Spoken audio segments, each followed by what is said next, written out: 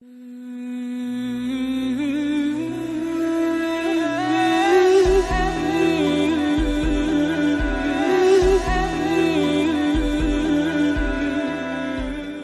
الحمد للہ نحمده ونصلی علی رسوله الکریم اما بعد ان اللہ وملائکته یصلون علی النبی یا ایھا الذین آمنوا صلوا علیہ وسلموا تسلیما اللهم صل علی محمد وعلی آل محمد اللهم بارک علی محمد وعلی آل محمد ربی یسر ولا تعسر وتمم بالخیر۔ السلام علیکم ورحمۃ اللہ وبرکاتہ۔ Welcome to Al Nasr Islamic classes. پچھلی کلاس میں ہم نے رسول اللہ صلی اللہ علیہ وسلم نے جو نصرت طلب کی ہے الگ الگ قبیلوں سے، اس کے بارے میں ڈیٹیل سے ڈسکس کیا تھا، اور میں نے یہ بتایا تھا کہ کیسے رسول اللہ صلی اللہ علیہ وسلم کی جو دعوت تھی صرف مذہب تک ہی لمیٹڈ نہیں تھی۔ رسول اللہ صلی اللہ علیہ وسلم مسلمانوں کے اس وقت کے بھی اور آج کے بھی ایک پولیٹیکل لیڈر کی حیثیت رکھتے تھے رسول اللہ صلی اللہ علیہ وسلم، اور یہ جو اسلام کی دعوت ہے ایز اے کمپلیٹ دین کی دعوت رسول اللہ صلی اللہ علیہ وسلم دے رہے تھے، اور صرف ایز اے مذہب رسول اللہ صلی اللہ علیہ وسلم اسلام کی دعوت نہیں دے رہے تھے۔ اس سے پہلے کی کلاسز میں ہم رسول اللہ صلی اللہ علیہ وسلم کی جو آزمائشوں کا دور تھا مکہ کے اندر، اس کے بارے میں بھی بہت ڈیٹیل سے پڑھ چکے ہیں، اور اس میں ہم نے سیکنڈ لاسٹ کلاس میں یہ پڑھا تھا کہ رسول اللہ صلی اللہ علیہ وسلم کے اوپر جو آخری 10واں سال تھا وہ کتنا زیادہ سخت ترین آزمائشوں کا دور تھا، اور اسی کی وجہ سے زیادہ تر سیرت کی کتابوں میں اس کو عام الحزن کہا گیا ہے، یعنی کہ غم کا سال، کیونکہ اس میں ایک ایک کر کے رسول اللہ صلی اللہ علیہ وسلم کے اوپر بڑی بڑی آزمائشیں آ گئی تھیں۔ ایک تو 3 سال کا اتنا بڑا ایک لمبا وقفہ گزار کر کے شیب بنی ہاشم سے آئے تھے، اور وہاں پر جو دور تھا سخت ترین، اس کی امیجنیشن بھی ہم نہیں کر سکتے کہ کھانے پینے کے لیے کچھ نہیں تھا۔ کافی سارے لوگوں کی تو صرف بھوک کی وجہ سے ہی ان کی موت ہو گئی تھی، موت واقع ہو گئی تھی۔ تو وہ 3 سال کا ایک لمبا وقفہ گزار کر واپس مکہ کے اندر آئے تھے، تو وہاں آتے ہی انہوں نے دیکھا کہ جو ان کی سب سے بڑی سپورٹ تھی رسول اللہ صلی اللہ علیہ وسلم کی، جو ایک ایکسٹرنل سپورٹ تھے، ان کے چاچا ابو طالب، ان کی وفات ہو جاتی ہے۔ پھر انہی کے کچھ وقت کے بعد انہی کی جو ایک انٹرنل سپورٹ تھی رسول اللہ صلی اللہ علیہ وسلم کی، ان کی زوجہ محترمہ حضرت خدیجہ رضی اللہ تعالیٰ عنہ، ان کی وفات ہو جاتی ہے، جو کہ رسول اللہ صلی اللہ علیہ وسلم سے بے پناہ محبت کرتی تھیں، اور رسول اللہ صلی اللہ علیہ وسلم ان سے بے پناہ محبت کرتے تھے۔ اور اس کے بعد رسول اللہ صلی اللہ علیہ وسلم کے ساتھ طائف کا جو ایک سخت ترین واقعہ ہوتا ہے، جہاں پر ایک لمٹ پر رسول اللہ صلی اللہ علیہ وسلم کو آزمایا جاتا ہے۔ حضرت عائشہ رضی اللہ تعالیٰ عنہ نے پوچھا بھی، جو حدیث ہم نے ڈسکس کی تھی، کہ کیا آپ کے اوپر احد سے بھی زیادہ کوئی سخت ترین دن گزرا ہے؟ تو رسول اللہ صلی اللہ علیہ وسلم کہتے ہیں کہ ہاں، طائف کا جو موقع تھا اس وقت مجھے تمہارے لوگوں نے بہت زیادہ ایک لمٹ پر جا کر کے آزمایا تھا، اور وہ میرے لیے سب سے سخت ترین دن تھا۔ تو یہ اتنی ساری آزمائشیں رسول اللہ صلی اللہ علیہ وسلم کے ساتھ ہوتی ہیں۔ تو ہم ایک چیز یہ بھی دیکھتے ہیں، قرآن میں اللہ تعالیٰ فرماتا ہے کہ بے شک آزمائشوں کے ساتھ ہی، بے شک سخت ترین آزمائشوں کے ساتھ ہی آسانیاں ہیں۔ جب آپ کے اوپر کوئی آزمائشیں آئیں گی، جب آپ کے اوپر وقت سخت ہوگا، تو اللہ تعالیٰ فرماتا ہے قرآن میں فَإِنَّ مَعَ الْعُسْرِ يُسْرًا إِنَّ مَعَ الْعُسْرِ يُسْرًا، کہ بے شک پریشانیوں کے ساتھ، آزمائشوں کے ساتھ آسانیاں بھی ہیں۔ تو ہم رسول اللہ صلی اللہ علیہ وسلم کے کیس میں بھی وہی دیکھتے ہیں کہ رسول اللہ صلی اللہ علیہ وسلم کے ساتھ جتنی یہاں پر سخت پریشانیاں تھیں، جتنی آزمائشیں تھیں رسول اللہ کے ساتھ، ایک وقت ایسا بھی آتا ہے کہ پھر رسول اللہ صلی اللہ علیہ وسلم کی آسانیاں ہونا شروع ہو جاتی ہیں۔ حالانکہ اس لیول کی آسانیاں نہیں ہوتی ہیں کہ ہم یہ سمجھیں کہ رسول اللہ کے لیے اب بس اس وقت کے بعد جب مدینہ گئے ہیں تو رسول اللہ کے لیے وہ آسانیوں کا دور شروع ہو گیا ہے کہ جیسے بس بیٹھ کر کے ساری چیزیں کھانا ہی ہے، کچھ کرنا ہی نہیں ہے۔ وہ الگ طریقے کی آزمائشوں کا ایک لیول شروع ہوتا ہے رسول اللہ صلی اللہ علیہ وسلم کے اوپر اور صحابہ اکرام کے اوپر، لیکن وہ ایسا فزیکل پرسیکیوشن والا دور جو ہے وہ اب لگ بھگ ختم ہونے والا ہے، جس طریقے سے آزمایا جاتا ہے۔ حالانکہ فزیکلی ابھی بھی آزمائے جائیں گے صحابہ اکرام بھی، اور رسول اللہ صلی اللہ علیہ وسلم بھی اس سے زیادہ سخت ترین آزمائے جائیں گے۔ جب جنگ احد کا ہم واقعہ پڑھیں گے تو اس میں دیکھیں گے کہ کتنے زیادہ شدید ترین رسول اللہ صلی اللہ علیہ وسلم کو زخم لگے تھے، ان کے چہرہ مبارک پر، ان کے جسم مبارک پر کتنی زیادہ فزیکلی ان کو اور آزمائے گئے۔ لیکن اس ٹارچر میں اور اس فزیکل جو ان کے ساتھ آزمائش ہوئی ہیں، زمین و آسمان کا فرق ہے۔ انشاءاللہ جب وہ آئے گا تو ہم اس کو ڈیٹیل سے ڈسکس کریں گے۔ تو آج کا جو ہماری کلاس ہے انشاءاللہ وہ ڈسکس ہم کریں گے آج کی کلاس میں، جو رسول اللہ صلی اللہ علیہ وسلم کو ایک پرسنل گفٹ رسول اللہ کو دیا گیا ہے اللہ تعالیٰ کی طرف سے، یعنی کہ سب سے بڑی بلیسنگ اس کو علماء اکرام کہتے ہیں رسول اللہ صلی اللہ علیہ وسلم کے لیے سب سے بڑا گفٹ کہہ لیجئے، جو پرسنلی خاص طور سے رسول اللہ صلی اللہ علیہ وسلم کو عطا کیا گیا، اور وہ تھا الاسراء والمعراج کا واقعہ۔ جب رسول اللہ صلی اللہ علیہ وسلم کو حضرت جبرائیل علیہ السلام جو ہیں مکہ سے بیت المقدس لے کر کے جاتے ہیں، اور پھر بیت المقدس سے اللہ تعالیٰ کے پاس لے کر کے جاتے ہیں 7ویں آسمان کے بھی اوپر، جہاں پر رسول اللہ صلی اللہ علیہ وسلم اور اللہ تعالیٰ کی میٹنگ ہوتی ہے۔ وہ مبارک دن رسول اللہ صلی اللہ علیہ وسلم کی زندگی میں آتا ہے جب رسول اللہ صلی اللہ علیہ وسلم مکہ کے ہی سخت ترین آزمائشوں کے دور میں رہ رہے تھے رسول اللہ. تو انشاءاللہ اسی کو ہم ڈیٹیل سے ڈسکس کریں گے آج کی کلاس میں. دیکھیے اگر ہم الاسراء والمعراج کی بات کریں تو یہ دو الفاظوں سے مل کر کے بنتا ہے الاسراء والمعراج. ایک اسراء اور معراج. اسراء اگر ہم دیکھیں تو اسراء کہتے ہیں رات کے سفر کرنے کو، جو نائٹ جرنی ہوتی ہے اس کو کہتے ہیں الاسراء.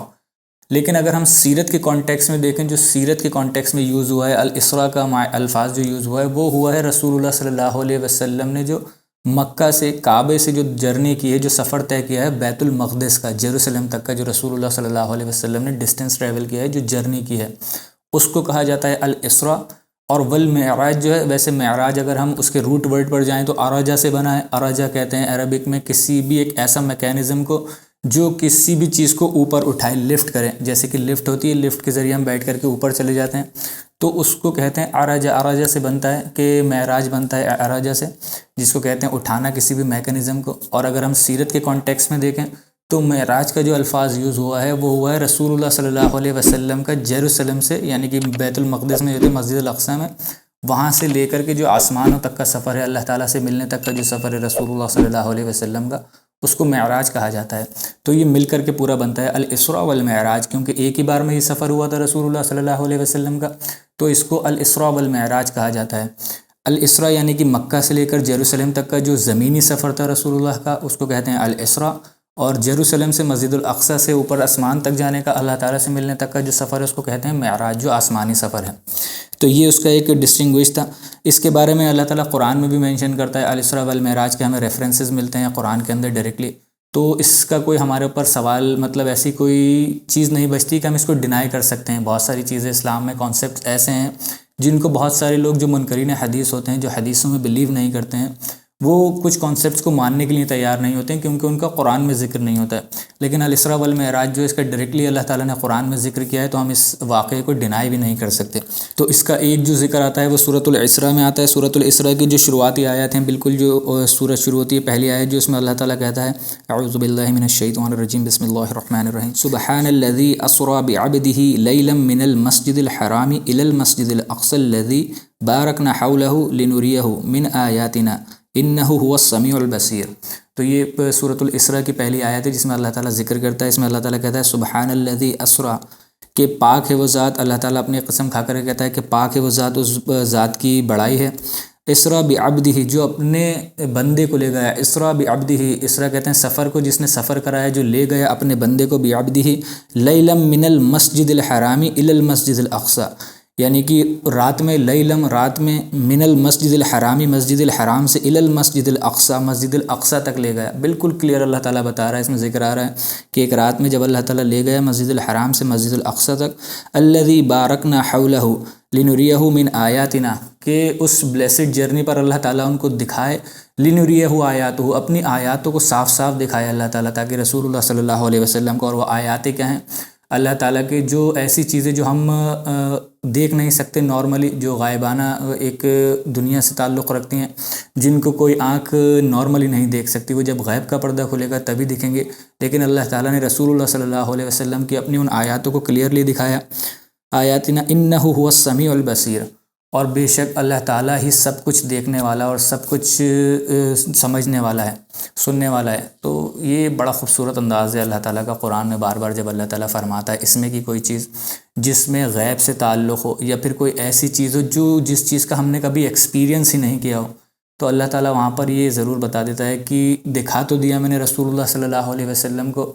لیکن سب کچھ جاننے والا اور سب کچھ سننے والا تو صرف اللہ تعالیٰ ہی ہے. صرف ایک لمیٹڈ چیز ہی رسول اللہ صلی اللہ علیہ وسلم کو دکھائی گئی ہے. ایسا نہیں ہے کہ بالکل 100% ایگزیکٹلی رسول اللہ صلی اللہ علیہ وسلم نے دیکھ لیا. سب کچھ جاننے والا اور سب کچھ دیکھنے والا تو صرف واقع میں اللہ تعالیٰ ہی ہے، اور وہی کمپریہنڈ کر سکتا ہے ان چیزوں کو. ہماری عقل بہت زیادہ ایک بہت ادنا سی ہے. اگر اللہ تعالیٰ کی ہم قدرت کو کمپریہنڈ کرنا چاہیں، سمجھنا چاہیں، تو ہماری عقل اس لائق نہیں ہے کہ ہم سب کچھ سمجھ سکیں، سب کچھ دیکھ سکیں. ہماری یہ جو بصیر ہے، جو ہماری یہ آئی سائٹ ہے، وہ بھی لمیٹڈ ہے. جو ہماری عقل ہے وہ بھی ایک لمیٹڈ ہے، اور جو ہمارے کانوں کے سننے کی فریکوینسی ہے وہ بھی ایک لمیٹڈ ہی ہے۔ تو اس کو اللہ تعالیٰ بالکل کلیئرلی یہ بتا رہا ہے کہ میں نے رسول اللہ صلی اللہ علیہ وسلم کو یہ چیزیں دکھائی تو ہیں، لیکن سب کچھ جاننے والا، سب کچھ دیکھنے والا، سب کچھ سننے والا تو صرف ایک ہی ذات ہے، وہ ہے اللہ تعالیٰ کی مبارک ذات۔ اب اس کا ایک اور دوسرا ریفرنس بھی ہمیں ملتا ہے جو کہ سورۃ النجم ہے۔ اللہ تعالیٰ اس کے معراج کے واقعے کے بارے میں بتاتا ہے۔ یہ جو پہلا سورۃ الاسراء میں جو بتایا وہ الاسراء کے واقعے کے بارے میں، جو زمینی سفر تھا کہ ہم مسجد الحرام سے جیروسلم تک لے کر گئے، مسجد الاقصیٰ تک رسول اللہ صلی اللہ علیہ وسلم کو۔ اس کے علاوہ جو دوسرا ریفرنس ہے وہ آتا ہے سورۃ النجم میں، وہ ریفرنس ہے معراج کا، یعنی کہ رسول اللہ صلی اللہ علیہ وسلم نے جب مسجد الاقصیٰ سے جو آسمانی سفر طے کیا، اس میں جو رسول اللہ صلی اللہ علیہ وسلم نے ایکسپیرینس کیا، اس کے بارے میں ریفرنس اللہ تعالیٰ کرتا ہے سورۃ النجم میں۔ سورۃ النجم کی 11ویں آیت میں اللہ تعالیٰ فرماتا ہے ما کذب الفؤاد ما رأى، کہ آپ کے جو نبی ہیں ان کے دل نے جو دیکھا وہ جھوٹ نہیں دیکھا ہے، یعنی کہ نہ تو اپنے پاس سے گھڑا ہے انہوں نے رسول اللہ صلی اللہ علیہ وسلم نے، نہ ہی وہ جھوٹ بول رہے ہیں۔ اس کا ریفرنس آ جائے گا ویسے آگے جا کر کے، کیونکہ جب رسول اللہ واپس آئے تھے تو بہت سارے لوگوں نے کویسچن کرنا شروع کر دیا تھا، خاص طور سے جو مشرکین مکہ تھے وہ مذاق بنا رہے تھے رسول اللہ صلی اللہ علیہ وسلم کا۔ تو اللہ تعالیٰ اتنی زیادہ محبت رسول اللہ سے کرتا ہے کہ کہیں صحابہ اکرام کے ذہن میں ذرا سا بھی ڈاؤٹ آ نہیں جائے، ویسے تو آیا ہی نہیں، لیکن کہیں ذرا سا بھی ڈاؤٹ نہیں آئے، اس وجہ سے اللہ تعالیٰ یہاں پر مینشن کر رہا ہے کہ آپ کی جو نبی ہیں انہوں نے کچھ نہ تو غلط دیکھا ہے، نہ ہی جو ان کا دل ہے وہ بھٹکا ہوا ہے،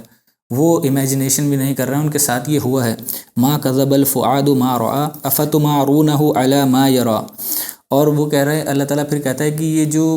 مشرکین ہیں وہ پھر کس طریقے سے رسول اللہ صلی اللہ علیہ وسلم کا مذاق بنا سکتے ہیں، یا یہ کہہ سکتے ہیں کہ یہ رسول اللہ صلی اللہ علیہ وسلم جو ہے جھوٹ بول رہے ہیں، اپنے پاس سے بنا رہے ہیں۔ دیکھیے ایک چیز کو ڈینائی کرنے کے لیے اگر میں آپ سے کہوں کہ یہ ایک یہاں پر کپ رکھا ہوا ہے تو آپ نے یہ کپ دیکھا ہوا ہے، آپ اگر میں یہ کہنے لگوں کہ یہ ایک باٹل رکھی ہوئی ہے یہاں پر، تو آپ ڈینائی کر سکتے ہیں کہ یہ باٹل نہیں ہے، باٹل تو ہم نے دیکھی ہے، باٹل کس طریقے کی ہوتی ہے۔ تو اگر میں آپ سے کوئی ایک چیز ایسی کہوں جو آپ نے کبھی دیکھی نہیں، جس کے بارے میں جانتے نہیں آپ، اور میں آپ کو وہ آ کر کے بتاؤں، تو آپ وہ کس طریقے سے، کس بیسس پہ آپ ڈینائی کریں گے اس چیز کا کہ نہیں یہ چیز تم غلط بتا رہا ہو، یہ نہیں ہے، آپ نے تو خود نہیں دیکھی، وہ امیجن نہیں کری۔ تو اللہ تعالیٰ وہی یہی کہہ رہا ہے افتمارونہ علی ما یری، کہ یہ جو مشرکین ہیں یہ کس طریقے سے، کس بیسس پہ رسول اللہ صلی اللہ علیہ وسلم سے یہ کہہ سکتے ہیں، اس بات میں جھگڑ سکتے ہیں کہ آپ نے جو دیکھا وہ غلط ہے۔ وَلَقَدْ رَآهُ نَزْلَةً أُخْرَى، اور اس کے بعد رسول اللہ صلی اللہ علیہ وسلم کا یہاں پر ایک اور ایک ایکسکلوزیو چیز بتائی جاتی ہے کہ رسول اللہ صلی اللہ علیہ وسلم نے وہاں پر انہیں دوسری بار دیکھا، اور اگلی آیت میں اللہ تعالیٰ فرماتا ہے وَلَقَدْ رَآهُ نَزْلَةً أُخْرَى عِنْدَ سِدْرَةِ الْمُنتَهَى، کہ ان کو رسول اللہ صلی اللہ علیہ وسلم نے دوسری بار اپنی اصل فارم میں دیکھا اور سدرۃ المنتہا کے پاس دیکھا۔ اب یہ جو دیکھنا ہے وہ رسول اللہ صلی اللہ علیہ وسلم کا جبرائیل علیہ السلام کو ان کی اصلی حالت میں، اوریجنل فارم میں دیکھنا ہے، اور دوسرا کہ جو آیا اس کا ریفرنس میں پہلے بھی بتا چکا ہوں کہ ایک بار رسول اللہ صلی اللہ علیہ وسلم نے جب دیکھا تھا، جب پہاڑی سے اتر رہے تھے، غار ہرا سے آ رہے تھے رسول اللہ واپس، تو انہوں نے دیکھا تھا پورے ہورائزن کو بلاک کرے ہوئے تھے، صرف کرسی پر بیٹھے ہوئے ان کے دھڑ تک دکھ رہا تھا، اس کے اوپر کا ان کو ویژن بھی نہیں آ رہا تھا رسول اللہ صلی اللہ علیہ وسلم کو۔ تو یہ وہ پہلی بار دیکھا تھا، اور یہاں پر دوسری بار رسول اللہ صلی اللہ علیہ وسلم نے دیکھا ہے، تو اسی کا ریفرنس یہاں پر ہمیں مل رہا ہے۔ وَلَقَدْ رَآهُ نَزْلَةً أُخْرَى عِنْدَ سِدْرَةِ الْمُنتَهَى عِنْدَهَا جَنَّةُ الْمَأْوَى، جہاں پر ہے جنت المأوى، إِذْ يَغْشَى السِّدْرَةَ مَا يَغْشَى، اور وہاں پر جو سدرہ، جس کے بارے میں سدرۃ المنتہا کے بارے میں ہم آگے ڈسکس کریں گے، اس کو اللہ تعالیٰ کہتا ہے کہ وہ ڈھکا ہوا تھا جس چیز سے وہ ڈھکا ہوا تھا۔ اب یہ بھی ایک کہہ لیجیے اللہ تعالیٰ کا خوبصورت انداز ہے بیان کرنے کا کہ وہ سدرۃ المنتہا جو ہے نا ایک ایسی ایگزاٹک سی چیز ہے، ایک ایسی زبردست، ہمارے لیے تو امیجنری ہے کیونکہ ہم نے کبھی دیکھی نہیں ہے آج تک، ہم صرف تصور ہی اس کو کر سکتے ہیں۔ وہ اتنی زیادہ خوبصورت ہے، اتنی زیادہ خوبصورت ہے کہ اس کو ایکسپلین کرنا بھی، ایکسپلین تو اللہ تعالیٰ کر دیتا، لیکن ہو سکتا ہے انسانوں کے ذہن میں وہ چیز کمپریہنڈ نہیں کر پاتے، اس کو سمجھ نہیں پاتے، کیونکہ ابھی بھی آپ دیکھیں گے جب میں سدرۃ المنتہا کا آگے جا کر ڈسکرپشن بتاؤں گا، جتنا ہمیں پاسبل ملتا ہے حدیثوں سے جو صحیح اوتھینٹک احادیث ہیں، اس میں جب ملتا ہے تو ہم یہ کہتے ہیں کہ امیجن ہی کر سکتے ہیں کہ کیا خوبصورت چیز ہوگی وہ۔ تو سدرۃ المنتہا جو ہے مطلب ایسی چیز ہے جو آسانی سے تصور میں نہیں آ سکتی، اس کو کمپریہنڈ نہیں کیا جا سکتا، کیونکہ وہ اس ریلم سے باہر کی ایک چیز ہے، جس دنیا میں ہم رہ رہے ہیں اس دنیا سے باہر کی ایک چیز ہے، اور نہ کبھی ہماری آنکھوں نے ایسی چیز کو دیکھا ہے، نہ کبھی ہم نے اپنے کانوں سے کوئی چیز ایسی سنی ہے۔ ایک آپ کہہ لیجیے وائلڈ امیجنیشنز بھی ہماری وہاں تک نہیں جا سکتی جو ہم سدرۃ المنتہا کا ڈسکرپشن ہمیں ملتا ہے۔ تو اسی کو اللہ تعالیٰ کہتا ہے کہ ما اذ یغش السدرۃ ما یغش، کہ وہ جو اس کو ڈھکا ہوا تھا، اذ یغش السدرہ، اس سدرۃ المنتہا کو جو ڈھکا ہوا تھا، جس چیز نے ڈھکا ہوا تھا، ما یغش، وما زاغ البصر وما طغى، کہ رسول اللہ صلی اللہ علیہ وسلم کی نظر 1 منٹ یا 1 سیکنڈ بھر کو بھی نہیں بھٹکی ہے، اور انہوں نے ساری چیزوں کو کیپچر کر لیا جو رسول اللہ صلی اللہ علیہ وسلم دیکھ رہے تھے۔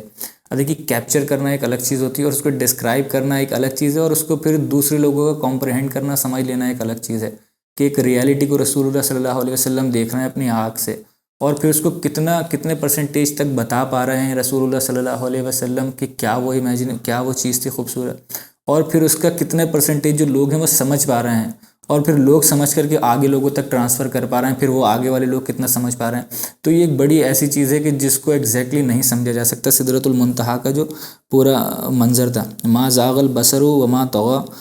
لقد رأى من آیات ربہ الکبریٰ، کہ یہ رسول اللہ صلی اللہ علیہ وسلم نے لقد رأى آیات من آیات ربہ الکبریٰ، کہ بے شک رسول اللہ صلی اللہ علیہ وسلم نے یہ جو آیاتیں دیکھیں، اس دن جو رسول اللہ صلی اللہ علیہ وسلم نے نشانیاں دیکھیں، وہ اللہ تعالیٰ کی سب سے بڑی نشانیوں میں سے نشانیاں تھیں۔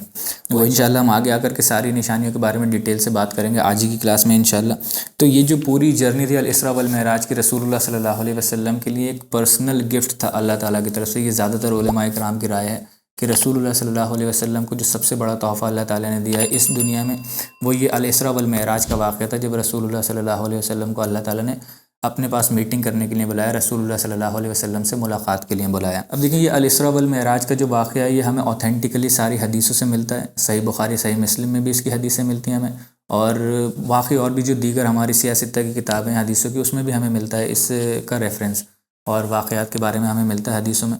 زیادہ تر حدیثیں جو ہیں صحیح ہیں، زیادہ تر حدیثیں صحیح ہیں، کیونکہ ہمیں 20 سے زیادہ حدیثیں صرف صحیح بخاری میں ہی ملتی ہیں، اس کے لیے صحیح بخاری اور صحیح مسلم میں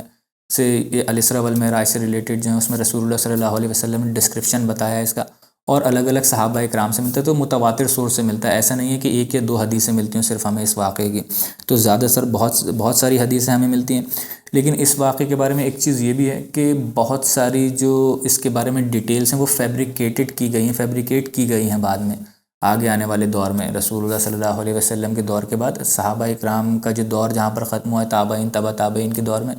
اس وقت کیا ہوتا تھا کہ قصاص ہوا کرتے تھے، کچھ جو اسٹوریز جا کر کے بتایا کرتے تھے معاشرے میں جا کر کے،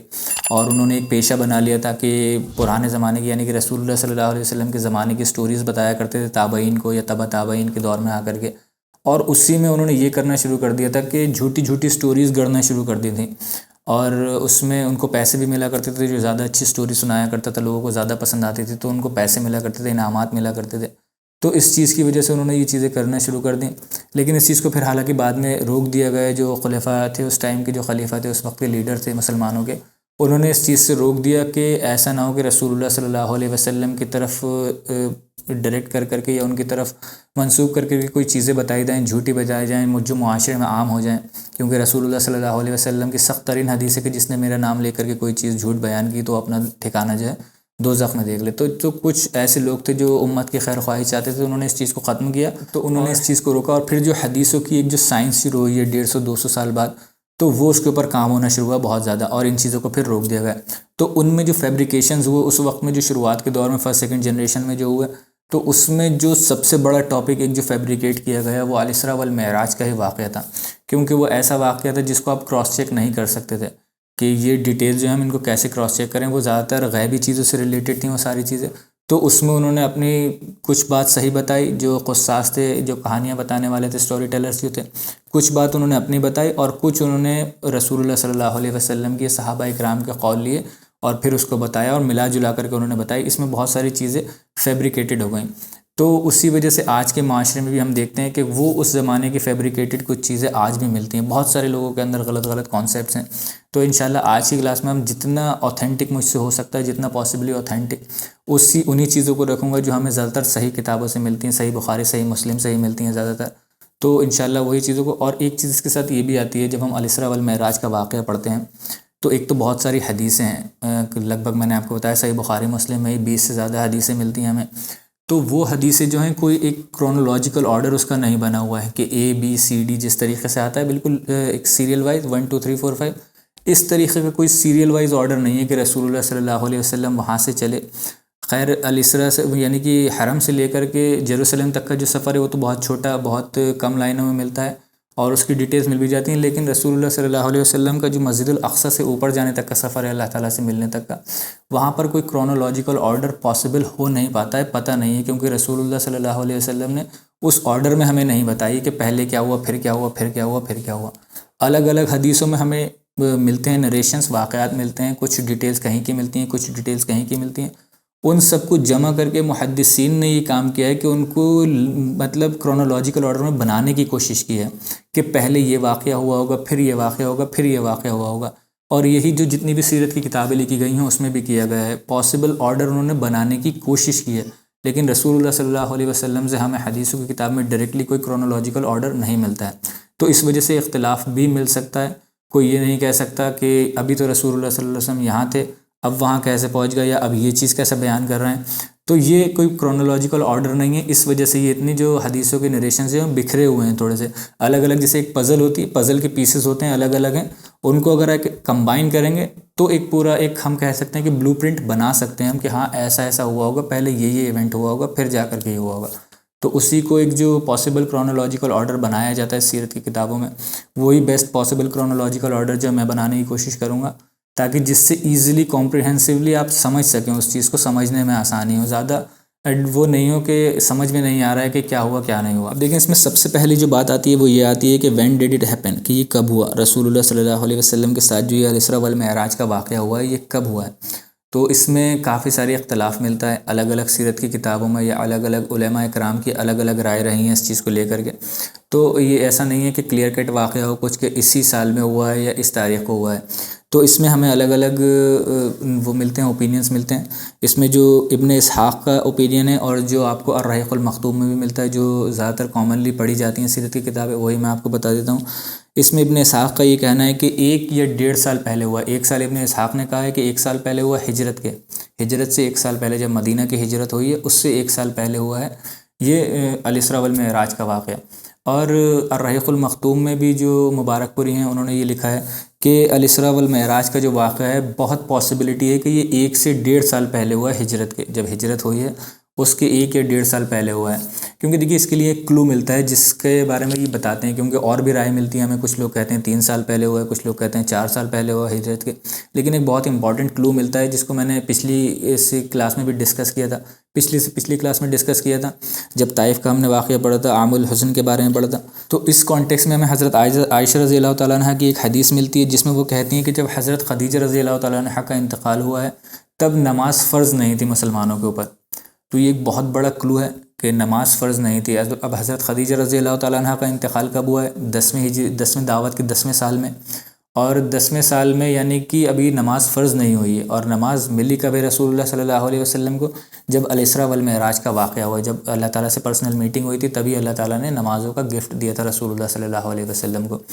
تو یہ اب ہمیں پتہ چلتا ہے 10 تک تو نہیں ہوا تھا، یعنی کہ اس سے پہلے کے جو سال ہیں، یعنی کہ دعوت کے جو 10 سال ہیں اس سے پہلے تو کوئی پاسبلٹی بنتی نہیں ہے، کیونکہ حضرت عائشہ رضی اللہ تعالیٰ عنہ کی کلیئر حدیث ہے کہ جب ان کی وفات ہوئی حضرت خدیجہ رضی اللہ تعالیٰ عنہ کی، تب تک نماز فرض نہیں تھی مسلمانوں کے اوپر۔ تو یہ 10 سال ختم ہو گئے۔ اب رہے کب تک ہیں رسول اللہ صلی اللہ علیہ وسلم؟ 13 سال تک رہے ہیں، 12 سال میکسیمم آتا ہے، 13 سال یعنی کہ کچھ مہینے رہے ہیں 12 سال کے بعد،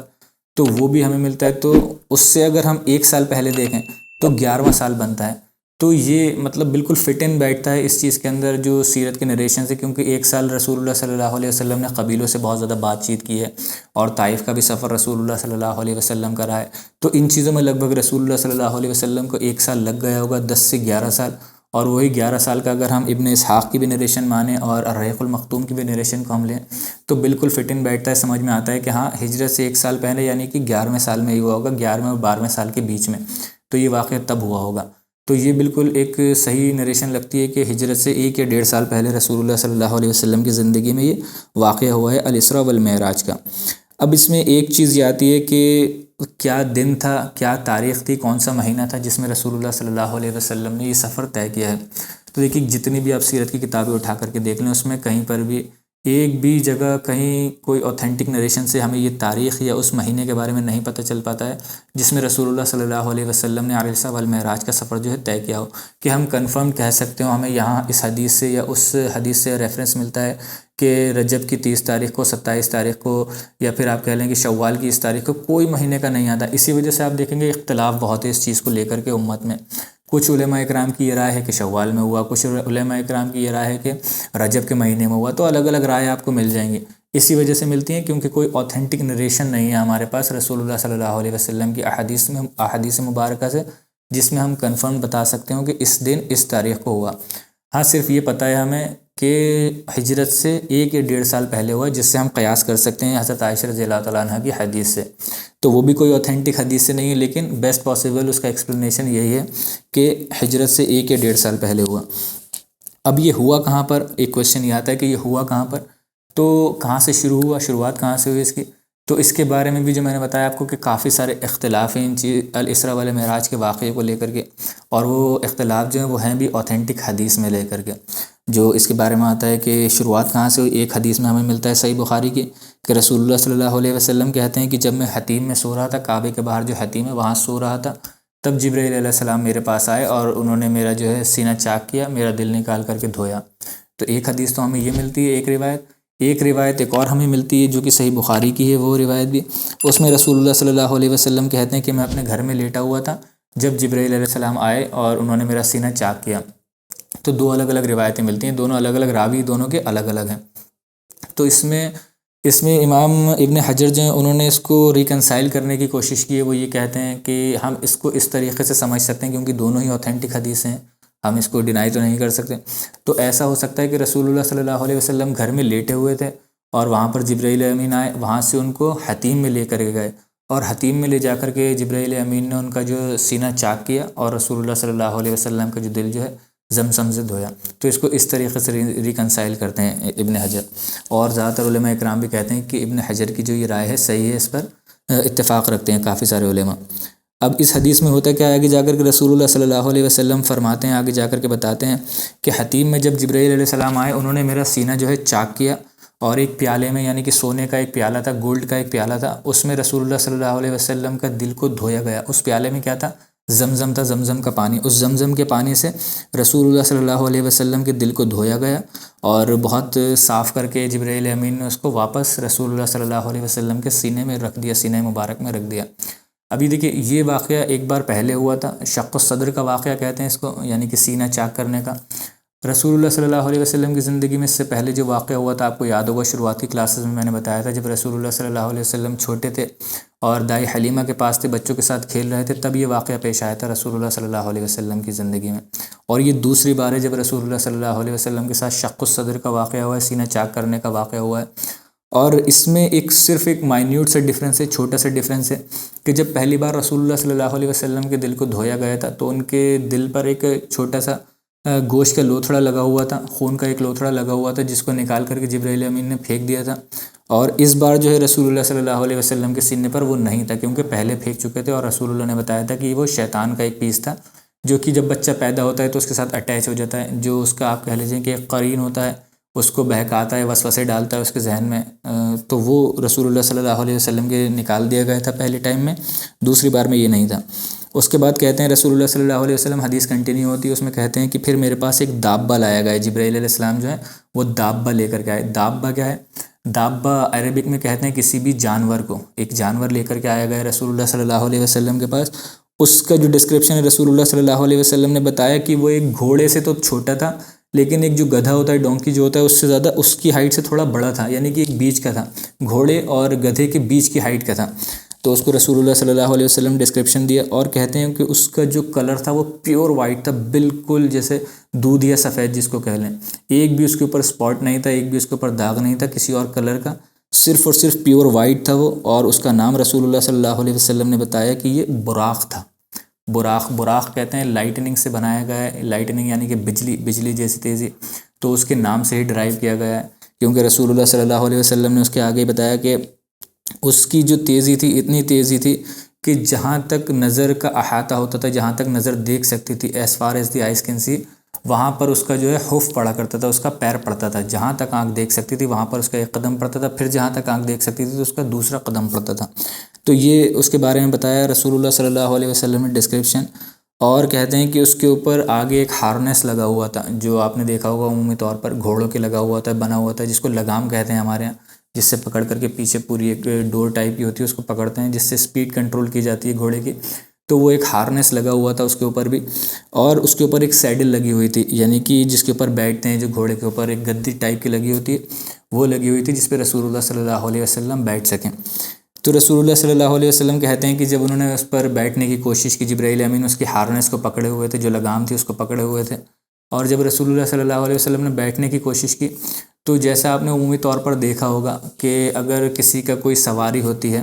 اس پر کوئی نئی سواری اگر بیٹھنا چاہے تو وہ جو ہے کچھ شروعات میں پریشان کرتا ہے، بیٹھنے نہیں دیتا اتنی آسانی سے۔ تو وہی رسول اللہ صلی اللہ علیہ وسلم کے ساتھ ہوتا ہے کہ جب بیٹھنا چاہتے ہیں وہ اس کے اوپر، تو وہ ہلتا ہے، وہ بیٹھنے نہیں دیتا ہے۔ تو جو جبرائیل علیہ السلام تھے وہ اس کے ایک ہلکے سے مارتے ہیں اور وہ کہتے ہیں کہ آج سے زیادہ، اس دن سے پہلے ان سے زیادہ مبارک ذات کوئی تیرے اوپر نہیں بیٹھی، اور تو جانتا نہیں کہ یہ کون ہے، محمد صلی اللہ علیہ وسلم ہے۔ تو وہ ایک دم سے بالکل خاموش ہو جاتا ہے، بالکل ایک دم سے جس کو کہہ لیتے ہیں کہ اس کا مزاج بالکل خاموش ہو جاتا ہے، وہ بالکل سٹل ہو جاتا ہے وہاں پر۔ پھر رسول اللہ صلی اللہ علیہ وسلم بیٹھ جاتے ہیں۔ دیکھیے اس سے یہ بھی پتہ چلتا ہے کہ براق کے اوپر جو اس سے پہلے بھی کوئی نہ کوئی بیٹھا ہوگا، کوئی نہ کسی اور نے سواری کی ہوگی۔ اب وہ کس نے کی ہوگی اس کا ڈسکرپشن ہمیں نہیں ملتا ہے، کیونکہ جبرائیل علیہ السلام نے جب کہا کہ آج سے پہلے تیرے اوپر کوئی اتنا زیادہ مبارک شخص نہیں بیٹھا جتنے ہی محمد صلی اللہ علیہ وسلم ہیں۔ تو رسول اللہ صلی اللہ علیہ وسلم کہتے ہیں کہ اس حدیث میں آگے کہ میں جو ہوں پھر اس کے اوپر بیٹھا براق کے اوپر، اور ہم اتنی مطلب پھر براق نے وہ اپنی جو دوڑ لگانا شروع کی بہت تیزی کے ساتھ، پھر ہم بیت المقدس پر پہنچے دیکھتے ہی دیکھتے۔ بیت المقدس پر جب رسول اللہ صلی اللہ علیہ وسلم پہنچتے ہیں تو کہتے ہیں کہ میں نے براق کو جو ہے اس جگہ پر لے جا کر کے باندھ دیا جہاں پر جو انبیاء علیہ السلام نے اپنے گھوڑوں کو باندھا کرتے تھے، وہاں لے جا کر کے میں نے باندھ دیا جہاں پر اور انبیاء علیہ السلام باندھتے تھے اپنے گھوڑوں کو۔ پھر وہاں جا کر کے میں نے 2 رکعت نماز پڑھی۔ اب دیکھیے ایک چیز یہاں پر بڑی بتانے والی ہے، ایک حیرت انگیز چیز ہے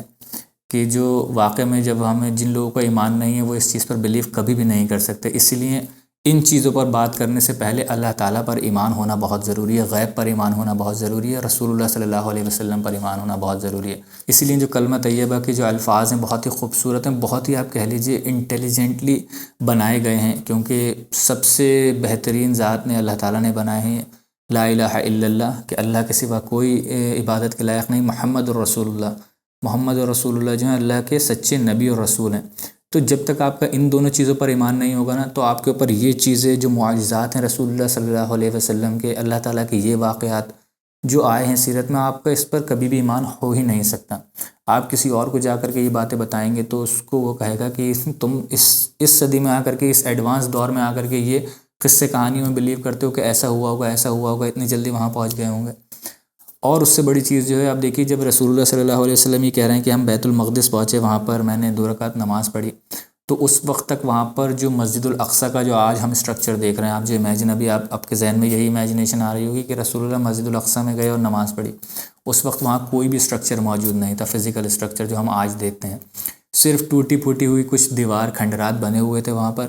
اور اس کو بھی کیونکہ اس وقت تک اس کا ایک ریزن تھا، کیونکہ وہ جو تھا جیروسلم میں تھا، جیروسلم جو ہے وہ رومن امپائر کے انڈر آتا تھا، اس وقت رومیوں کے انڈر میں آتا تھا، اور رومی جو تھے، رومنز جو تھے، وہ ان کے یہاں جو ایک دین چلا کرتا تھا آفیشیل، وہ تھا کرسچینٹی چلا کرتی تھی ان کی۔ تو کرسچنز میں اس وقت اس کو لے کر کے اتنی زیادہ اہمیت نہیں تھی، اور وہ جیوز سے، یہودیوں سے نفرت کیا کرتے تھے اور یہودیوں کی مخالفت کیا کرتے تھے۔ تو وہاں کا جو اس وقت کا جو بادشاہ تھا، اس نے یہ اسپیشل آرڈرز دے رکھے تھے وہاں کی گورنمنٹس کے کہ اس جگہ کو بالکل کھنڈر میں تبدیل کر دو، اس کو بیکار کر دو، بالکل اس کی کوئی حیثیت نہیں بچے۔ تو انہوں نے وہاں پر اس وقت تک کوئی بھی فزیکل اسٹرکچر موجود نہیں تھا، لیکن رسول اللہ صلی اللہ علیہ وسلم کو سارا فزیکل اسٹرکچر وہاں پر دکھ رہا تھا۔ رسول اللہ صلی اللہ علیہ وسلم جب کہتے ہیں کہ میں نے وہاں پر گھوڑوں کو باندھا، پھر میں گیا اور نماز پڑھی میں نے وہاں جا کر کے، تو ایک مسجد کا اسٹرکچر بنا ہوا ہوگا جب بھی رسول اللہ صلی اللہ علیہ وسلم وہاں گئے۔ اور اس کے بعد رسول اللہ صلی اللہ علیہ وسلم جب یہ کہتے ہیں، آگے جا کر کے آئے گا کہ جب جبرائیل امین مجھے اوپر لے کے جانے لگے تو وہ چھت جو تھی، آسمان جو تھا، وہ کھل گیا پورا۔ تو یہ اس کے بارے میں ہمیں پتہ چلتا ہے کہ وہاں پر ایک اسٹرکچر موجود تھا اس وقت جب رسول اللہ صلی اللہ علیہ وسلم وہاں موجود تھے، گئے تھے۔ اس کے بعد رسول اللہ صلی اللہ علیہ وسلم کہتے ہیں کہ میں نے وہاں پر 2 رکعت پڑھی۔ اب اس میں ایک اختلاف آتا ہے کہ رسول اللہ صلی اللہ علیہ وسلم نے جب یہ کہا، الگ الگ حدیثوں میں ہمیں ملتا ہے الگ الگ صحابیوں سے، راویوں سے، وہ یہ کہتے ہیں کہ جب 2 رکعت نماز پڑھ کر کے رسول اللہ صلی اللہ علیہ وسلم کہتے ہیں کہ جب میں پلٹا تو میں نے دیکھا کہ میرے پیچھے کافی سارے انبیاء تھے، کافی سارے نبی تھے، جہاں پر میں نے ابراہیم علیہ السلام کو بھی دیکھا، عیسیٰ علیہ السلام کو بھی دیکھا، اور موسیٰ علیہ السلام کو بھی دیکھا، اور موسیٰ علیہ السلام کا ڈسکرپشن بھی بتاتے ہیں ایک حدیث میں کہ وہ ان کی جو ہائٹ تھی اور جو ان کا ایک فزیکل اسٹرکچر تھا بہت ہی زبردست تھا، بہت ہی لمبے چوڑے تھے وہ، جیسے کہ ایک وہاں کی ٹرائب تھی، قبیلہ تھا شموہ ایک قبیلہ تھا۔ اب ہمیں نہیں پتہ کہ شموہ قبیلہ کون سا تھا، کہاں کا تھا، کیا تھا، اس کے لوگ کیسے دکھتے تھے، کتنے مطلب فزیکلی کتنے اسٹرانگ تھے وہ۔ تو رسول اللہ صلی اللہ علیہ وسلم نے بتایا کہ جیسے کہ شموہ قبیلے کے لوگ ہوتے ہیں، اسی طریقے سے بالکل حضرت موسیٰ علیہ السلام جو ان کی فزیکل اسٹرکچر تھا، بہت ہی لمبے چوڑے تھے۔ اور ایک روایت میں ہمیں یہ ملتا ہے دوسری حدیث میں کہ رسول اللہ صلی اللہ علیہ وسلم کہتے ہیں جب میں وہاں پہنچا، اندر گیا تو وہاں پر انبیاء کرام موجود تھے پہلے سے ہی، اور پھر مجھے نماز پڑھانے کے لیے کہا گیا، یعنی کہ میں نے نماز پڑھائی جب نماز کا وقت ہوا۔ تو اسی وجہ سے رسول اللہ صلی اللہ علیہ وسلم کو جو امام الانبیاء بھی کہا جاتا ہے، اسی وجہ سے کہا جاتا ہے کہ سارے انبیاء کرام ایک ہی صف میں کھڑے ہوئے تھے۔ اب ایسا نہیں تھا وہاں پر کئی ساری صف بنی ہوں، اس کا ایک کہہ لیجیے سمبولزم ہے، بہت بڑا ایک سمبولک ہے یہ چیز کہ رسول اللہ صلی اللہ علیہ وسلم کو اللہ تعالیٰ نے کہا ہے کہ سب سے افضل، سب سے بڑے اور سب سے مطلب ان سے بڑا کوئی نبی نہیں ہے رسول اللہ صلی اللہ علیہ وسلم سے، آج تک اس ہیومینٹی کی ہسٹری میں نہیں آیا۔ تو اس وجہ سے ان کو امامت کا شرف حاصل ہوا، رسول اللہ صلی اللہ علیہ وسلم کو سب سے بڑھ کر ان کا درجہ ہے، اس وجہ سے وہ امامت کرا رہے تھے۔ اور باقی جو نبی ہیں ان کو اللہ تعالیٰ کہتا ہے کہ ہم کسی، قرآن میں بھی اللہ تعالیٰ فرماتا ہے سورہ بقرہ میں کہ ہم کسی بھی نبی میں کوئی بھی مطلب ڈیفرنس نہیں کرتے، وہ سب اللہ تعالیٰ کی نظر میں برابر ہیں۔ تو سارے ایک ہی صف میں کھڑے ہوئے تھے، ایسا نہیں تھا کوئی ایک کے بعد ایک پیچھے صف میں کھڑے ہوئے تھے، تو سب ایک ہی صف میں تھے۔ اس سے یہ سمبولک ہمیں میننگ ملتا ہے کہ ساروں کا ہی لیول برابر ہے، لیکن امامت کیونکہ رسول اللہ صلی اللہ علیہ وسلم نے کرائی، اور دیگر قرآن کی آیتوں سے بھی اور ہمیں احادیث سے بھی یہ پتہ چلتا ہے کہ رسول اللہ صلی اللہ علیہ وسلم جو ہیں سب سے افضل ہیں انبیاء کرام میں، تو اس کا یہ سمبولزم تھا۔ اس کے بعد رسول اللہ صلی اللہ علیہ وسلم کہتے ہیں کہ جب میں نے نماز پڑھ لی، نماز پڑھا دی، تو اس کے بعد جبرائیل علیہ السلام آئے اور ایک پیالہ، 2 پیالے لے کر کے آئے رسول اللہ صلی اللہ علیہ وسلم کے پاس جب نماز پڑھا لی، اور ایک پیالے میں قمر تھا یعنی کہ شراب تھی، وائن تھی، اور دوسرے میں لبن تھا یعنی کہ ملک، دودھ تھا۔ تو اس پہ لا کر کے رسول اللہ صلی اللہ علیہ وسلم سے جبرائیل امین نے کہا کہ آپ چنیے اور اپنی امت کے لیے چنیے۔ تو رسول اللہ صلی اللہ علیہ وسلم نے وہاں پر جو ایک فطرت سی چیز ہوتی ہے، نیچرل سی، رسول اللہ صلی اللہ علیہ وسلم نے ملک کو چنا، دودھ کو چنا، اور جب انہوں نے چنا تو اس بات کو کنفرم بھی کیا جبرائیل علیہ السلام نے کہ آپ نے جو ہے فطرت کو چنا ہے، کہ فطرت پہ ہی اللہ تعالیٰ نے ایسا رکھا ہے انسان کی کہ وہ شراب سے نفرت کرے گا، بری لگے گی اسے، اور جو دودھ ہے وہ پسند کرے گا، اسی کی طرف ہاتھ بڑھائے گا پینے کے لیے۔ تو رسول اللہ صلی اللہ علیہ وسلم نے وہاں لبن کو چنا، ملک کو چنا، دودھ کو، اور اس کے بعد جبرائیل علیہ السلام کہتے ہیں کہ پھر انہوں نے اجازت مانگی، انہوں نے پرمیشن مانگی اوپر کے جو آسمان تھے، آسمانوں کو کھولنے کے لیے، آسمان کے دروازے کھولنے کے لیے۔ تو جو آسمان پر جو پہرے دار بیٹھے ہوں گے دروازوں پر اس کے، تو انہوں نے پوچھا کہ کون ہے، جب انہوں نے نوک کیا جبرائیل علیہ السلام نے، تو انہوں نے پوچھا کہ کون ہے، انہوں نے کہا کہ جبرائیل نے کہا کہ میں جبرائیل ہوں۔ تو وہاں سے اندر سے انہوں نے پوچھا، جو گارڈ تھے انہوں نے کہا کہ کون ہے آپ کے ساتھ، تو انہوں نے کہا کہ محمد صلی اللہ علیہ وسلم ہے میرے ساتھ۔ اس کے بعد وہ پوچھتے ہیں کہ اندر سے گارڈز پوچھتے ہیں کہ کیا ان کو پرمیشن ہے اندر آنے کی،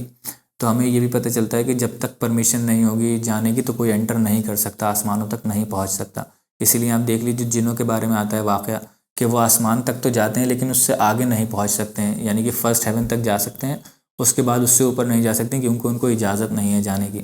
تو وہ رسول اللہ سے وہ پوچھتے ہیں، اندر سے آواز آتی ہے، جو گارڈز ہیں وہ پوچھتے ہیں کہ ان کو پرمیشن ہے آنے کی، تو جبرائیل امین کہتے ہیں کہ ہاں انہیں پرمیشن ہے، اللہ تعالیٰ کی طرف سے اجازت ہے آنے کے لیے، اللہ تعالیٰ نے بلایا ہے ان کو۔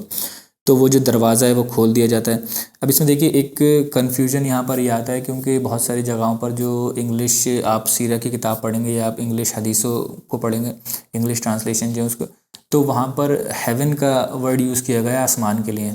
تو 7th heaven, first heaven, second heaven, third heaven, تو وہ یہ سمجھتے ہیں کہ یہ 7 جنتیں جو ہیں ان میں لے کر کے جایا جا رہا تھا رسول اللہ صلی اللہ علیہ وسلم کو، حالانکہ یہ جنتوں میں نہیں لے کر کے جایا گیا تھا، یہ آسمانوں کی ہی بات چل رہی ہے یہاں پر۔ اس میں جو عربک میں آپ الفاظ دیکھیں گے وہ سماوات کا یوز ہوا ہے الفاظ جو ہے، تو یعنی کہ آسمان جو ہیں، اور جنات کا کہیں پر بھی ورڈ یوز نہیں کیا گیا ہے۔ تو یہ وہ جنت نہیں ہے، ہیون وہ والی نہیں ہے جو آپ انگلش میں اگر آپ سمجھیں ہیون کا مطلب جنت ہوتا ہے، تو یہ جنت یہاں پر یوز نہیں کرے گی۔ یہ بہت ایک کامن سے کنفیوژن ہو جاتا ہے لوگوں کو اگر انگلش کی کتاب پڑھتے ہیں یا اس سے سیرہ پڑھتے ہیں انگلش ٹرانسلیشن والا۔ تو رسول اللہ صلی اللہ علیہ وسلم کہتے ہیں ٹھیک ایسا ہی پروسیس ہر آسمان پہ فالو ہوا، یعنی کہ کیا کہ انہوں نے جبرائیل علیہ السلام نے نوک کیا، اندر سے پوچھا گیا کہ کون ہے، بتایا کہ میں جبرائیل ہوں، اور پوچھا گیا ساتھ میں کون ہے، تو انہوں نے کہا کہ محمد صلی اللہ علیہ وسلم ہمارے ساتھ ہیں، اور پوچھا کیا کہ ان کو اجازت ہے اندر آنے کی، تو انہوں نے کہا کہ ہاں ان کو آنے کی اجازت ہے، اللہ تعالیٰ نے ان کو بلایا ہے۔ تو وہ دروازے ایک کے بعد ایک کھلتے گئے 7ویں آسمان تک، سیم یہی چیز ریپیٹ ہوئی۔ تو اس کو میں بار بار نہیں بتاؤں گا، یہ آپ سمجھ لیجیے کہ ہر آسمان پر یہ چیز ہوئی ہے۔ تو اس کے بعد جب پہلے آسمان میں جاتے ہیں، دروازہ کھلتا ہے، تو رسول اللہ صلی اللہ علیہ وسلم بتاتے ہیں کہ وہاں پر انہوں نے ایک بہت ہی ٹال شخص کو دیکھا، بہت ہی لمبے ایک قد کاٹی کے شخص کو دیکھا، جو کہ ایک بہت اسٹرانگ پرسنالٹی تھی، بہت لمبے تھے قد میں، ان کی ہائٹ بہت زیادہ تھی۔ تو ان کے بارے میں رسول اللہ صلی اللہ علیہ وسلم نے پوچھا کہ یہ کون ہے، تو ان کو بتایا جاتا ہے رسول اللہ صلی اللہ علیہ وسلم کو جبرائیل علیہ السلام کے ذریعے کہ یہ آدم علیہ السلام ہے، یہ آپ کے والد آدم علیہ السلام ہیں، اور ان کو آپ سلام کیجئے۔ تو رسول اللہ صلی اللہ علیہ وسلم جاتے ہیں، ان کو سلام کرتے ہیں۔ آدم علیہ السلام ان کو واپس سے سلام کا جواب دیتے ہیں اور کہتے ہیں مرحباً بالابن الصالح والنبی الصالح، کہ آپ کا خیر مقدم ہے میرے بیٹے، کیونکہ بالابن الصالح آدم علیہ السلام کی اولادیں اگر ہم دیکھیں تو ٹیکنیکلی، تو اس وجہ سے کہتے ہیں کہ بیٹے آپ کا سواگت ہے، اور بن نبی صالح، اور ایک کیونکہ نبی بھی تھے، نبی کی بھی حیثیت تھی رسول اللہ صلی اللہ علیہ وسلم کی،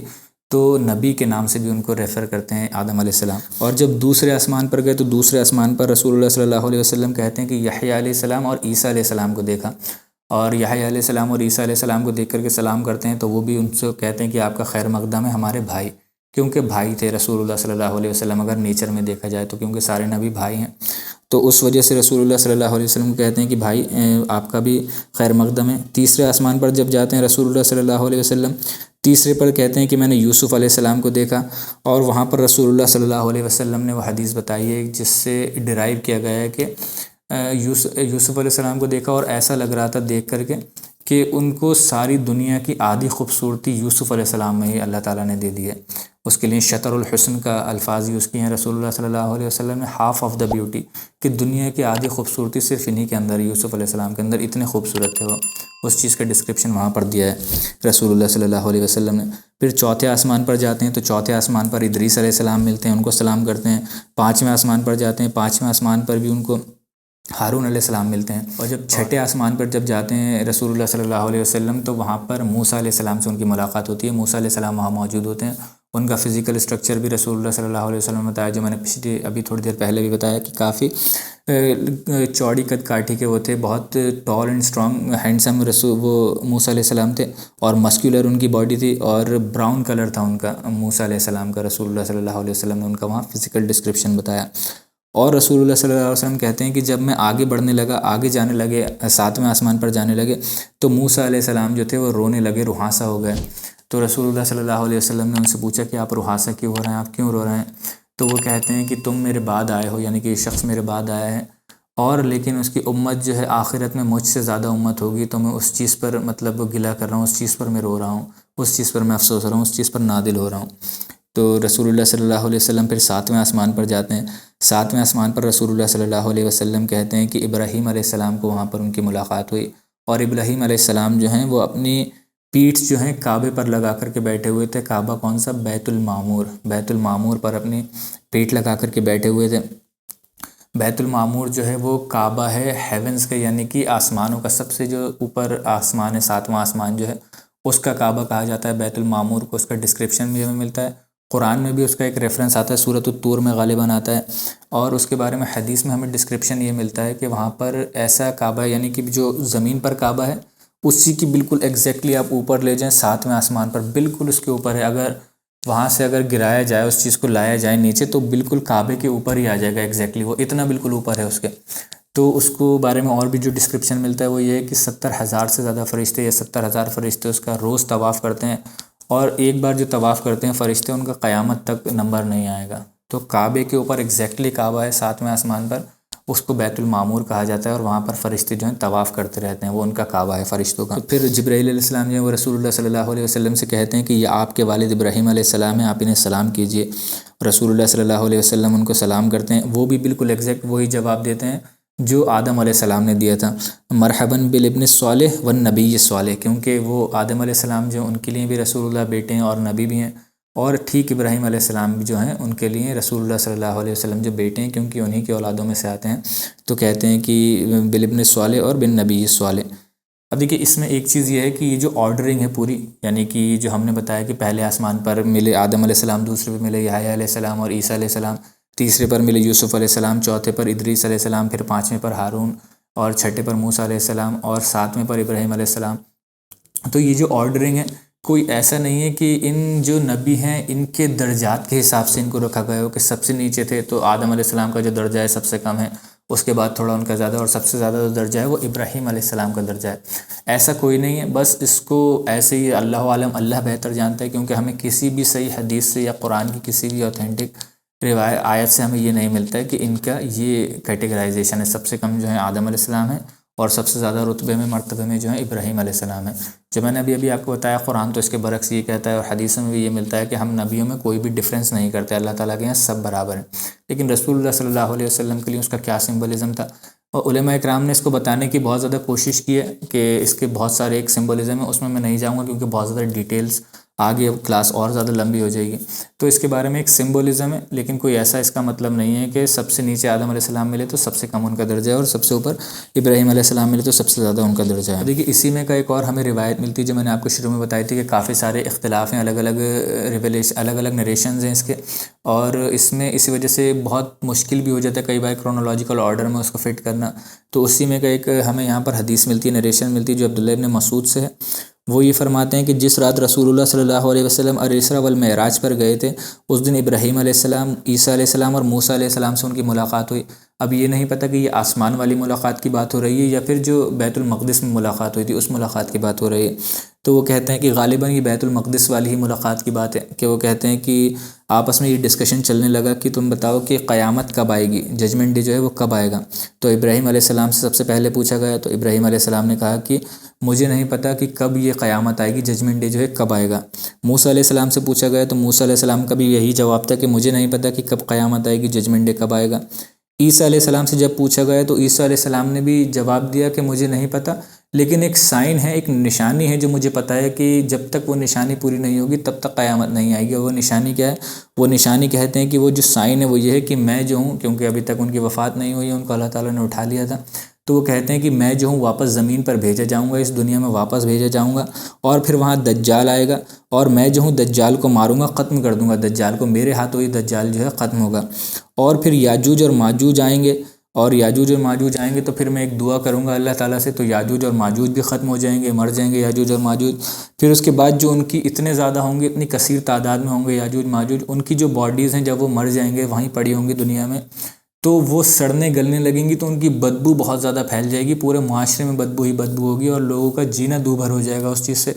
تو پھر میں اللہ تعالیٰ سے دعا کروں گا کہ یا اللہ تعالیٰ اس چیز کو ساتھ خیر کے ختم کر دے، تو اللہ تعالیٰ ان کی جو باڈیز ہیں جو بچی ہوئی ہیں، جو گل سڑ رہی ہیں، تو ان کو اللہ تعالیٰ اس دنیا سے روح ارض سے ختم کر دے گا۔ پھر اس کے بعد کسی بھی وقت قیامت آ سکتی ہے، بالکل پھر اس کے بعد اندازہ نہیں رہے گا کہ کب، پھر ایگزیکٹلی کوئی نہیں کہہ سکتا کب آئے گی، تو پھر کبھی بھی قیامت آ سکتی ہے۔ تو یہ ایک اور روایت ہمیں ملتی ہے۔ اب اس کے بعد کا رسول اللہ صلی اللہ علیہ وسلم پھر اس حدیث کو کنٹینیو کرتے ہیں، اس کا ڈسکرپشن پھر آگے کا بتاتے ہیں، ساتویں آسمان پر جب ابراہیم علیہ السلام ملے تو اس کے بعد بتاتے ہیں رسول اللہ صلی اللہ علیہ وسلم کہ پھر ہم آگے گئے اس سے، اور 7th ہیون کے بھی اوپر گئے جہاں پر سدرۃ المنتہا تھا، وہاں جا کر کے پھر ہم رکے، سدرۃ المنتہا پر پہنچے۔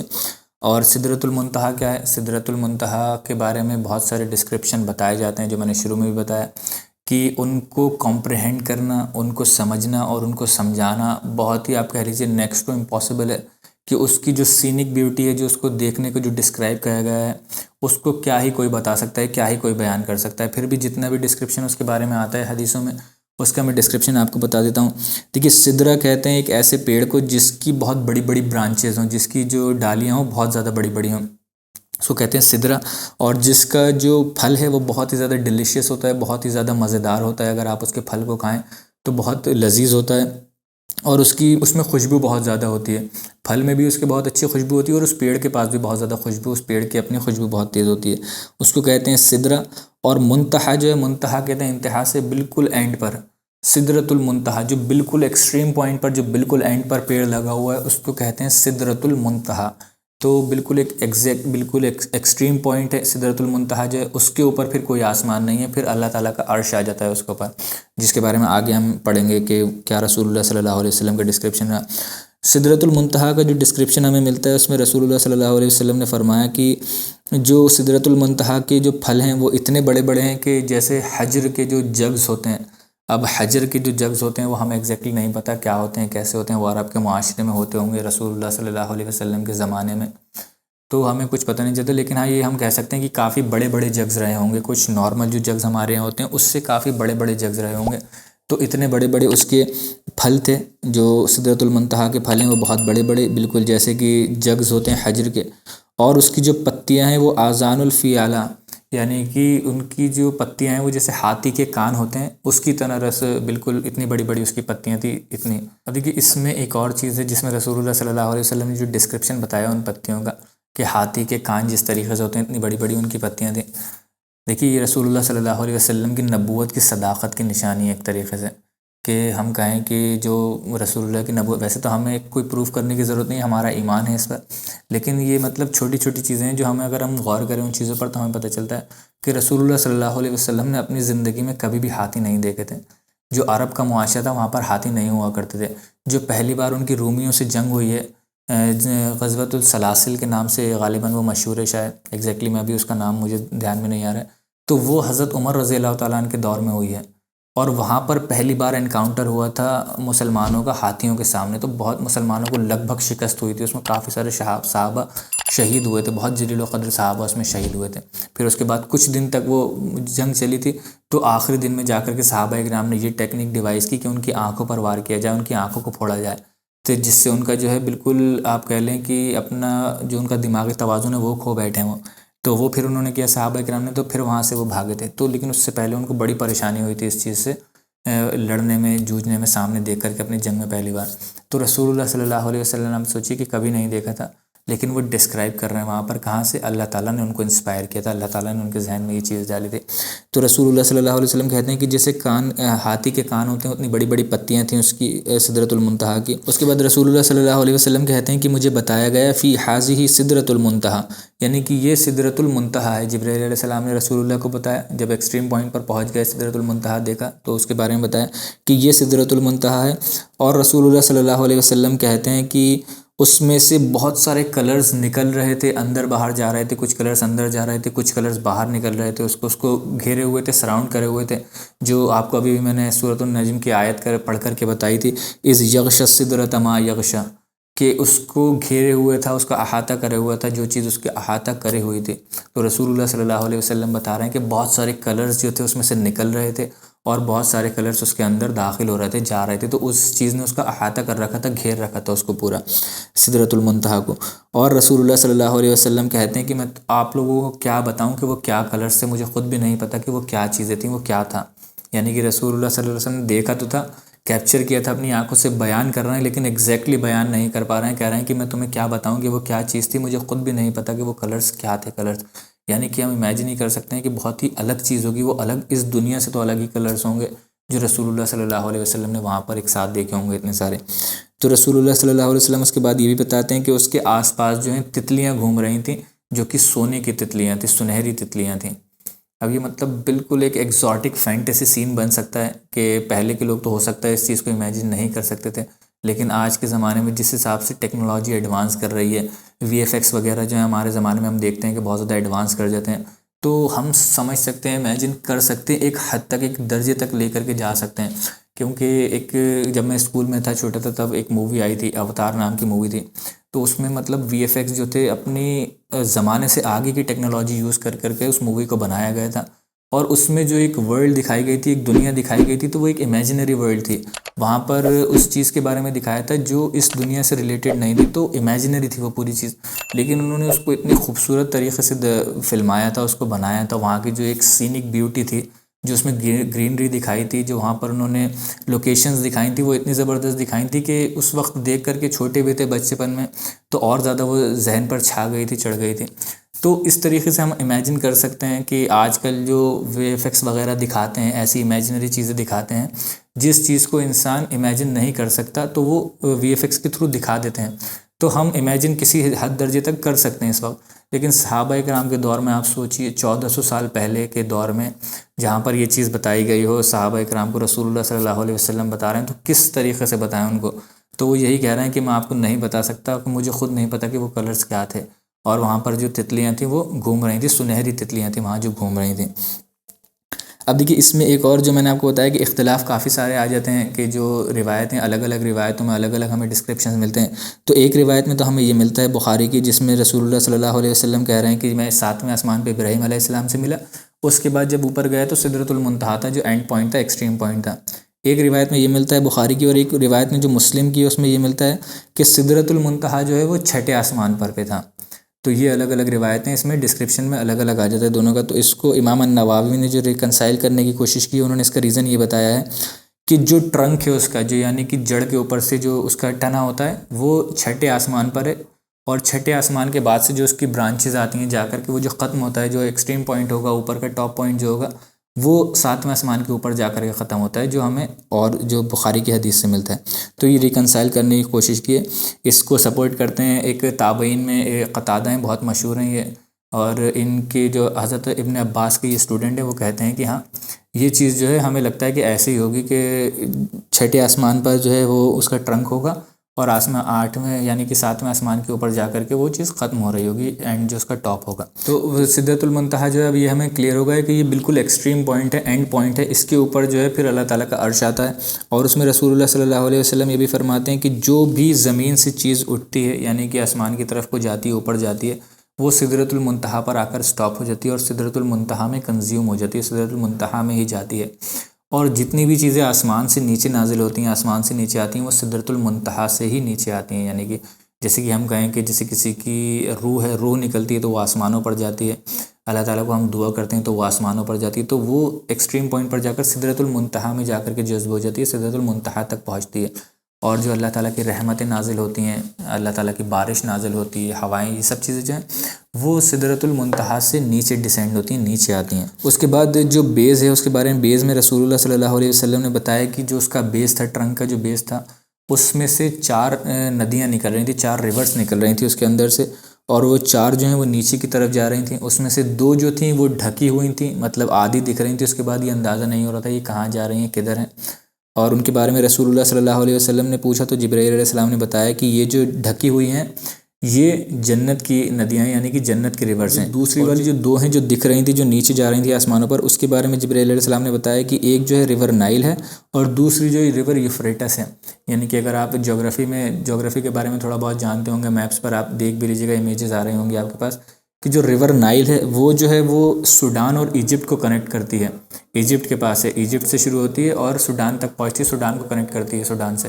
اور جو دوسری یوفریٹس ہے وہ کرتی ہے سیریا اور عراق کو کنیکٹ۔ بہت لمبی لمبی ریورس ہیں، ندیاں ہیں۔ تو یہ رسول اللہ صلی اللہ علیہ وسلم نے بتایا کہ سدرۃ المنتہا سے ہی نکل کر کے آ رہی ہیں۔ اب کیا نکل کر کے آ رہی ہیں، کس طریقے سے آسمان سے آ کر کے یہاں ہوتی ہیں، تو وہ اللہ عالم، غیب کا معاملہ ہے، اللہ تعالیٰ زیادہ بہتر جانتا ہوگا، لیکن رسول اللہ صلی اللہ علیہ وسلم نے اس کا ڈسکرپشن یہی بتایا۔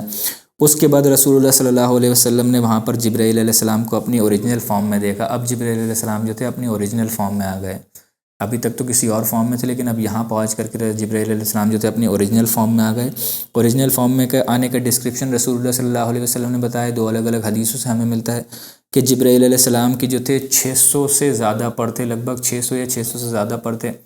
نارمل جو فرشتے ہوتے ہیں ان کے 2 4 5 پر ہوا کرتے تھے، لیکن جبرائیل علیہ السلام کیونکہ سب سے بڑے طاقتور فرشتے ہیں، اور ان کے جو تھے 600 پر تھے، رسول اللہ صلی اللہ علیہ وسلم نے ان کا ڈسکرپشن بتایا، اور اتنا بڑے مطلب ان کے پر تھے کہ ان کے پروں نے پورے جو ہرائزن تھا، جو رسول اللہ صلی اللہ علیہ وسلم کے سامنے کا نظارہ تھا، اس کو بلاک کر دیا تھا، کہ پیچھے کا کچھ بھی نہیں دکھ پا رہا تھا رسول اللہ صلی اللہ علیہ وسلم کو۔ ٹھیک جو ہم نے پہلے کیس میں بھی دیکھا تھا کہ رسول اللہ نے دیکھا کہ زمین سے لے کے آسمان تک پورے ہرائزن کو بلاک کرے ہوئے، پورے نظارے کو بلاک کرے ہوئے ایک شخص بیٹھا ہوا ہے کوئی کرسی پر، تو وہ جبرائیل علیہ السلام تھے، جن کا دھڑ تک دکھ رہے تھے، اس کے اوپر کا ان کو نہیں دکھ رہا تھا۔ تو رسول اللہ صلی اللہ علیہ وسلم کہتے ہیں کہ انٹائر ہورائزن کو بلاک کرے ہوئے تھے، اور ایک حدیث سے ہمیں یہ بھی ملتا ہے کہ ان کے پروں سے موتی جھڑ رہے تھے، جو جبرائیل علیہ السلام تھے، رسول اللہ نے بتایا ان کا ڈسکرپشن کہ ان کے پروں سے موتی جھڑ رہے تھے، الگ الگ طریقے کے، الگ الگ رنگوں کے، تو یہ بھی ان کا ڈسکرپشن ملتا ہے۔ اب دیکھیے اس کے بعد جو ہے جب سدرۃ المنتہا پر رک گئے یہاں پر، اس کے بعد رسول اللہ صلی اللہ علیہ وسلم سے کہا کہ آپ آگے فردر آپ جا سکتے ہیں، اور مجھے اس کے آگے جانے کی اجازت نہیں ہے۔ جبرائیل علیہ السلام وہاں پر رسول اللہ صلی اللہ علیہ وسلم سے کہتے ہیں کہ آپ کو آپ کے رب نے، آپ کے جو رب ہیں اللہ تعالیٰ جو ہیں، اس نے پرسنل میٹنگ کے لیے بلایا ہے، اور یہ میرا ایک ایکسٹریم پوائنٹ تھا جہاں تک میں جا سکتا ہوں، اس سے اوپر مجھے بھی اجازت نہیں ہے جانے کی۔ تو آپ سوچ رہے ہیں رونگٹے کھڑے ہوتے ہیں جب رسول اللہ صلی اللہ علیہ وسلم کی یہ فضیلتیں پڑھتے ہیں کہ جبرائیل علیہ السلام کو بھی اس سے آگے جانے کی اجازت نہیں ہے، اس سے آگے صرف اور صرف رسول اللہ صلی اللہ علیہ وسلم کو ہی جانے کی اجازت تھی۔ کتنی زیادہ محبت اللہ تعالیٰ رسول اللہ سے کرتا ہے کہ ان کو ایک وہ اللہ تعالیٰ ان کے لیے جو کہتے ہیں نا قوانین چل رہے ہیں، ان قوانین کو بھی اللہ تعالیٰ بدل رہا ہے کہ رسول اللہ صلی اللہ علیہ وسلم کو صرف آنے کی اجازت ہے۔ تو ایکسٹریم محبت پتہ چلتی ہے اللہ تعالیٰ کی رسول اللہ صلی اللہ علیہ وسلم کے لیے۔ تو پھر کیوں نہیں کہ ہم رسول اللہ صلی اللہ علیہ وسلم بہترین بیسٹ پرسنالٹی ہیں اس دنیا میں، ان کے لیول کا کوئی بھی پرسن نہیں ہے، کوئی بھی انسان، کوئی بھی شخصیت نہیں ہے۔ تو دیکھیے آج کی کلاس کے لیے بس اتنا ہی انشاءاللہ، کیونکہ کلاس کا وقت تھوڑا زیادہ ہو گیا ہے۔ انشاءاللہ آگے کا جو اس کا ڈسکرپشن ہے، یعنی کہ رسول اللہ صلی اللہ علیہ وسلم کی اللہ تعالیٰ سے جو ملاقات ہے، جس میں اللہ تعالیٰ نے سورۃ البقرہ کی جو آخری آیت ہے وہ، اور 5 نمازیں جو رسول اللہ صلی اللہ علیہ وسلم کو دی ہیں جو امت مسلمہ پر فرض ہیں پڑھنا، وہ، اور اس کے بعد ایک اور گفٹ دیا تھا اللہ تعالیٰ نے رسول اللہ صلی اللہ علیہ وسلم کو۔ ان 3 گفٹس کے بارے میں انشاءاللہ ڈیٹیل سے بات کریں گے اگلی کلاس میں انشاءاللہ۔ اور اس کے بعد جو ڈسینشن تھا رسول اللہ صلی اللہ علیہ وسلم کا واپس آنا، جس میں رسول اللہ صلی اللہ علیہ وسلم کو سفر کرایا گیا، جنت اور جہنم دیکھی، وہاں پر الگ الگ لوگوں کو عذاب ہو رہے تھے، وہ چیزیں دکھائی گئیں، اور رسول اللہ صلی اللہ علیہ وسلم کو تاکہ وہ امت کو بتا دیں اپنے، اور جنت کے بھی جو انعامات تھے وہ دکھائے گئے رسول اللہ صلی اللہ علیہ وسلم کو تاکہ وہ اپنی امت تک وہ بھی پہنچا دیں کہ جو ڈرنے والے ہیں وہ ڈر جائیں جو جہنم سے، اور جو انسپریشن بھی ہو ایک ان کے لیے جنت میں داخل ہونے والوں کے لیے جو نیک عمل کریں ان کے لیے کہ ہاں ہم اگر نیک عمل کریں گے تو ہمیں یہ چیزیں ملیں گی۔ اب دیکھیے جب آپ جو شخص رسول اللہ صلی اللہ علیہ وسلم پر ایمان رکھتا ہے، اللہ تعالیٰ پر ایمان رکھے گا، جبھی رسول اللہ پر ایمان رکھے گا۔ جو شخص رسول اللہ پر ایمان رکھتا ہے تو اس کو پتہ ہوگا کہ صادق الامین رسول اللہ صلی اللہ علیہ وسلم کو کہا جاتا ہے۔ اسی وجہ سے کہا جاتا تھا کہ کبھی رسول اللہ نے جھوٹ نہیں بولا نبوت سے پہلے بھی۔ تو آپ سوچیے جو نبوت مل گئی ہے، جب اسلام میں اتنی زیادہ بتا رہے ہیں، حدیثیں ملتی ہیں کہ جھوٹ بولنے والے کے لیے یہ ہے، جھوٹ بولنے والے کے لیے یہ بشارت ہے، تو رسول اللہ صلی اللہ علیہ وسلم آپ اپنے وائلڈ ڈریمز میں بھی نہیں سوچ سکتے کہ رسول اللہ صلی اللہ علیہ وسلم نے غلط ڈسکرپشن بتایا ہوگا یا ایسی چیز بتائی ہوگی جو دیکھی نہیں ہوگی۔ تو رسول اللہ پر ایمان ہے، رسول اللہ کو مانتے ہیں ان کی چیز پر، اور ان کے بتائے ہوئے اسلام جو انہوں نے دیا ہے ہم اس پر چلتے ہیں، قرآن جو انہوں نے پیش کیا قرآن کو پڑھتے ہیں، اس پر ایمان ہے۔ لیکن بہت سارے امت کا ایک ایسا پارٹ ہے، ایک ایسی جنریشن ہے، مطلب آدھے سے زیادہ امت ایسی ہے کہ دوزخ اور جنت کو بھولے بیٹھی ہوئی ہے، اس کا اس طریقے سے ایمان نہیں ہے جیسا اس کا ایمان ہونا چاہیے کہ رسول اللہ دیکھ کر کے آئے ہیں، انہوں نے ہمیں بتائی ہے تو یہ چیز تو ہونا ہی ہے، ہمیں اس چیز سے بچنا چاہیے۔ وہ انشاءاللہ اگلی کلاس میں جو اس میں جو کچھ سزائیں رسول اللہ صلی اللہ علیہ وسلم نے بتائی ہیں، کچھ عذاب ہیں ایسے دردناک، ایسے خطرناک عذاب ہیں کہ جس کو سن کر کے رونگٹے کھڑے ہو جائیں، اور رسول اللہ صلی اللہ علیہ وسلم نے اسی لیے بتائی ہیں کہ ہم ان چیزوں سے بچیں، گناہوں سے بچیں، اور اپنے آپ کو دوزخ سے بچائیں، دوزخ کی آگ سے بچائیں، اور جنت کے واقعات اس لیے بتائیں کہ ایک انسپریشن ہو ہمارے لیے اور ہم جنت میں داخل ہونے کی کوشش کریں۔ تو انشاءاللہ اگلی کلاس میں وہی ڈیٹیل سے ہم ڈسکس کریں گے، اور جو اس میں کافی ساری بہت ساری غلط